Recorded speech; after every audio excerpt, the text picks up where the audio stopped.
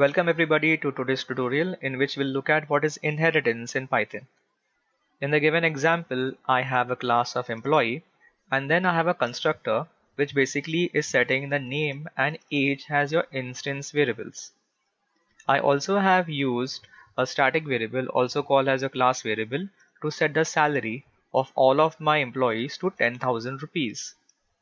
Now if you look at the code below right here, you would see that I'm creating two objects called employee1 and employee2 using the class employee, and then I'm printing out the names of both of my objects as you see below, Tom and Jack.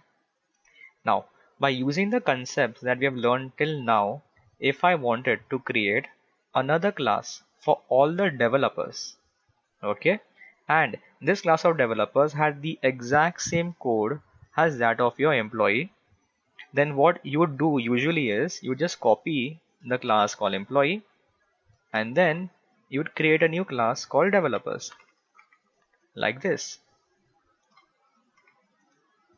And trust me guys, this is going to work fine. But there's a better way to achieve this, and that is by using inheritance, which basically just means you're copying the code from another class. Now, because the class developer uses the same code as employee, I can basically just copy the code of employee by using inheritance. To do so, you only have to put a parenthesis like this and pass in the class which you want to copy. And now I do not need any code in my developer class, so I'll make it as an empty class. So by passing in pass, the developer class becomes empty and it does not have any methods. But still, if you look at it, if I create objects of my developer class, so now let this be developer1 and let this one be developer2, and you would see that using the objects of the developer class, I am still able to access the constructor and I'm still able to access the method called as getName. Why is that? When you perform the action, that is creation, you basically are trying to access the constructor. So Python will first look in the developer class itself that does the developer class has a constructor or the init method. Now because it does not have, it will then go to the employee class right here and execute the init method from the employee class. In the exact same way, when you are accessing the getName method using the developer, it will first go into your developer class and try to search for the getName method inside developer itself. When it does not get, it then goes to the employee class and then it executes the getName from the employee class.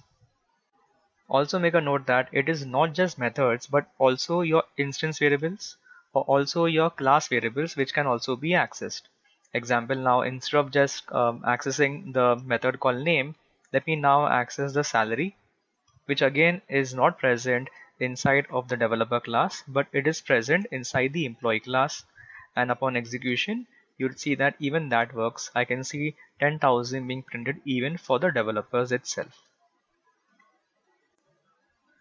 Also guys, just make a note, whenever you're performing inheritance in any programming language, your classes have got specific names. So the class in which you're performing the copy is called as your derived class. In other programming languages, it can also be called as your subclass or your child class. It depends. Apart from that, the class from which you're copying from is also called as your base class, and in other programming languages it can be called as um, your parent class or your super class. So whenever you meet anybody who says, which is your super class and which is your child class, etc., it basically just means the class from which you are either copying to or you're copying from. Also guys, just make a note that if you're creating your variables and methods inside of your child class, that is the developers right here, it cannot be viewed in your parent class. So for an example, let me just create a variable called amount and let me set it equal to 100, and let me also create a method call as get age. Okay, and this basically just returns the age. So this particular method and this variable can only be accessed by the developer class or your child class. It cannot be accessed by your employee class. So to prove this, here I have an object of the developer, and if I do a dot, you will be able to see the amount variable right here, as well as you will be able to access your get age as well. The same thing would not be possible if you are creating an object of your employee. Example, let me create an object of the employee called emp is equal to employee. Let me set values as Jackie and age as 30. And now by using the object of employee, if you see, I cannot access amount. It's just not present, nor will I be able to access the get age. So just make a note of that. Your child class can access properties, variables, etc. from your parent, but the reverse is not possible. Next, we'll look at overriding things. Now, in this given example, since your developer is inheriting the employee, it is also inheriting the salary as well, which is 10,000. Now, what if you want developers to have a different salary? Or in other words, what if you want to override your variables during inheritance? To do this, you have to simply type the exact same variable or create the same variable in your child class and give it any value which you want. So instead of giving 10,000, let me set it to 12,000. If you see below, I'm typing developer.salary, and when I execute it, the salary will not be 10,000 but will be 12,000. So what is happening here is when you do developer.salary, Python will first check in the developer class if there is a salary variable, and if found, it will not go ahead. If it is not found or if it is not created, then it will go to the employee class and take the default one from your base class. But if you are creating it, you're basically overriding it inside of your subclass or your child class. So this is very advantageous. You can either override your variables, or you can also override your methods as well by simply giving the same method in your child class. The advantage is this, that tomorrow if you are using classes of your colleagues, you can easily override them by using inheritance, and the original class will not be affected at all. What I mean is, if I'm creating an object of employee and I'm doing employee.salary, you would see that employee.salary will still be maintained at 10,000 without any issues or changes, but developer.salary is only thing which is modified to 12,000. So you are not going to modify your friend's code whatsoever. You can do whatever modifications without any worries. Also note this, that in our entire session I kept talking that Python will first check the developer or the child class, and then it will check the employee class, and so on and so forth. This checking or the order of checking is also called as your method resolution order, or MRO in short. Now in this example, it is easy for you to view the method resolution order because both the classes are side by side. In reality, it might be a bit difficult, and in that case, if you want to find out the method resolution order for any class, you can do that by using the help command. So what I mean is, inside your print statement, just type help and then give a parenthesis, and you give your class inside of your parentheses. So if I want to find the MRO for the developer class, I can just run this command, and let me just maximize this, scroll on top, and you will be able to view the method resolution order for the developer class, which basically is the developer class first, followed by your employee class, and then your built-in Python variables or your methods. There are many other features or details about your class as well, which you can view below. For example, these are methods which are inherited from the employee class, which is init, etc., etc. Let me just minimize this back. Now next we'll look at how are you going to inherit your init method as well. In our current code, when I'm creating a developer, I'm passing in the name and the age of the developer. Now going forward, I will also type the skill of the developer, such that if he's using Python or if he's using Java. But in our current constructor of employee, which accepts only two parameters, and here we're giving three parameters. So what I have to do is I need to override the constructor for the developer. So the way to do so is by creating the variable again to override the variable, and for methods to rewrite a variable again. So I'll copy this constructor, and I don't need this method here. Let me create a constructor again in the developer. So in this way I have overwritten the constructor of the employee. Now my developer's constructor over here accepts not two but three parameters. So I'll give a new one, which is skill, and let me also create an instance variable for skill. So self.skill is equal to skill. In this way, when I'm creating employee, it accepts only two parameters and it creates two variables, which is name and age. And for the developer, it creates three, such as name, age, and skill. Now, if you notice this code very well, you would see that these two lines are repeated, which is self.name, even self.name and age is repeated. So my code is not optimized. Now what I mean is, would it not be easy if I could just use the constructor of employee to create name and age, and I could only create skill in the constructor of developer? That would be much more efficient, right? So what I'll do here is I'll use a keyword called as super. So by using the keyword called super, I'm able to access the variables and the methods of my parent class. So what I'll access here is I'll access the constructor of my parent class, and the constructor accepts name and age. So I'll pass in the name and age to my constructor of my parent class. And when I do that, I will automatically create name and age right there. So I do not need to create it again right here. And I only need to take care of this parameter called skill. So self.skill is equal to skill. And in this way, I have optimized my code. So what I'll do here is, in order to prove it's working, let me just delete this piece of code which I do not require, and let me just print developer.skill.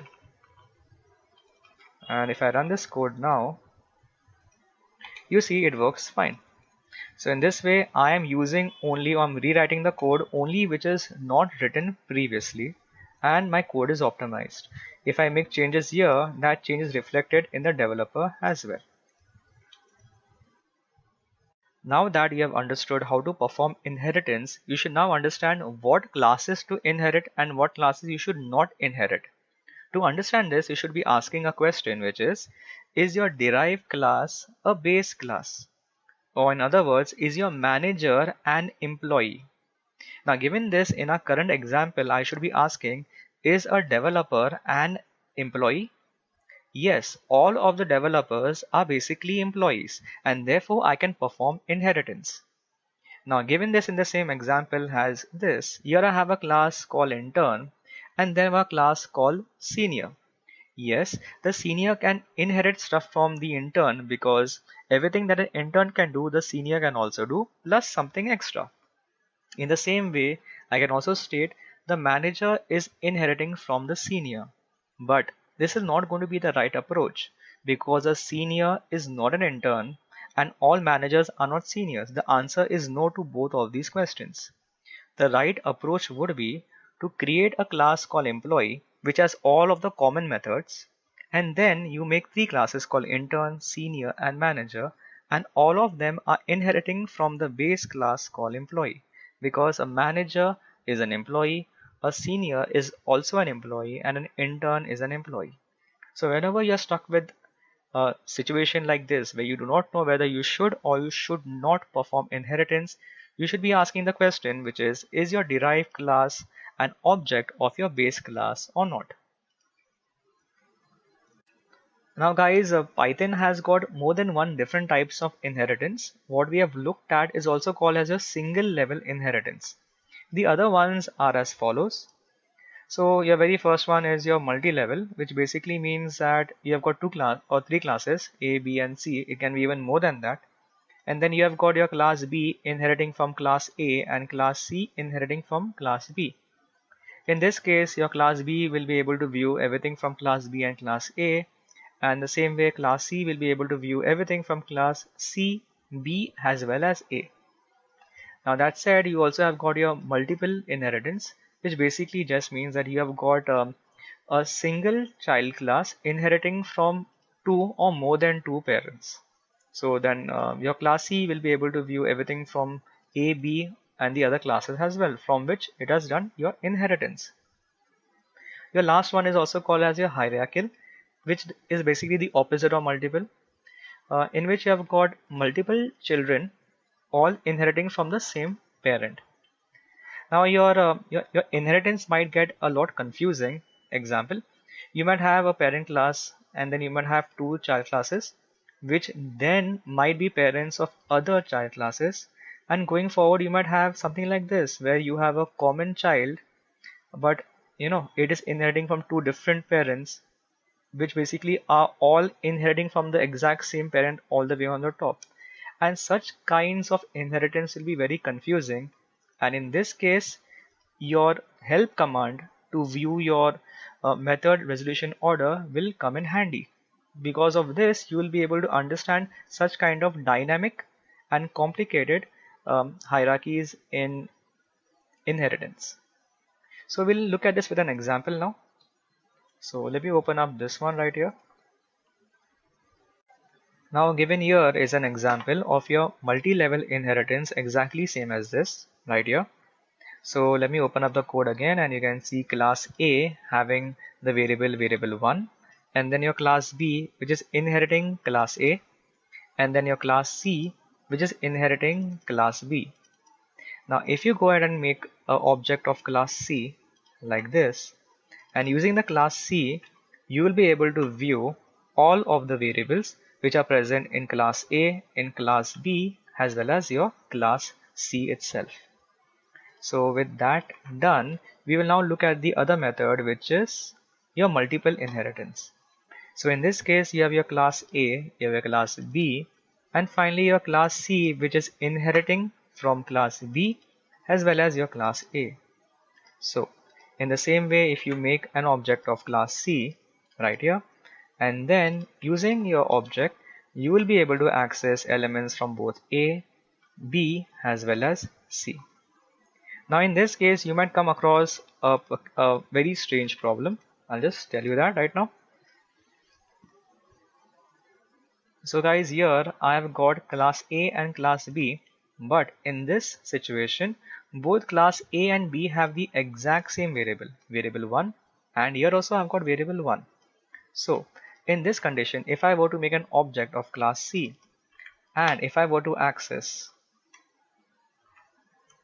the variable 1, so which variable 1 would it access? Would it access the variable 1 from class A, or would it access the variable 1 from class B? So let me run it now and we'll see the output. As you can see, the output is 20, so it has access your class B. So what is happening here? You see guys, when you are doing inheritance from two different classes or multiple inheritance, what Python does is this. So you're trying to search for the variable 1. So it goes to your class and searches for variable 1. It is not found. So it tries to search in the parent classes. The very first class here is class B. So it searches in class B and it is found. So your further classes are not searched and it prints the value as value 20. In the same way, if I were to swap the classes, so class A is first and class B is second, and now if I run the program, you will see the output changes to 10. This can be easily viewed with the help of your method resolution order and with the help of the function called as help. So to do your help command, simply type help, H-E-L-P, and inside of your brackets, you will type in the class itself. Let me just expand this, and as you see in the method resolution order, it will be clearly given that for class C, it'll first check class C itself, then class A, and then class B, because class A and then class B is specified in this particular order. And finally, it'll then go and search your default Python objects. So that is it. The last one I guess we already have seen, in which we have got two classes, one class and then you've got two classes, both um, both are performing your inheritance from your first class. So this we have already seen in our tutorials. Let me just talk about this method called as is subclass before we end our tutorial. So this is used to find out if a class is a subclass of another class or not, or basically is a class a child or not. So let me just do a print command right here pretty quick, and inside of this print command let me type is a subclass. Now here you have to type in your two classes. So is class B a child of class A? And upon execution you'll be able to see that it's true because class B is a child of class A. But if things were reversed, if is class A a child of class B, then that would be false. So there's a good way, which is subclass. The very last one is instance of. So let me just type is instance of. Now what does this mean? If I had created an object of class C, so let me just get an object here of class C like this. Now object here is an instance of class C. So is this object an instance of class C? And upon execution you should be able to see the value as true. Is it also an instance of class B? The answer is going to be false because this object is not an instance of class B, but it is an instance of class A because inheritance is performed. So just make a note guys, if you are performing the an instance of for an object even of the parent class, it is going to return for you the value as true. But if you do that for the sister class, so your class B has also inherited from class A, but that does not make it an instance of your other class. So guys, it has been a very long tutorial today and I think I've covered most of the topics in inheritance. If I've missed anything, do comment below. I will just make another video of the same. Okay, if you have any questions as well, do comment below. I will help you out. If you like my series on Python, do show support by liking and sharing this video and do subscribe to my channel as well. Thank you all for watching.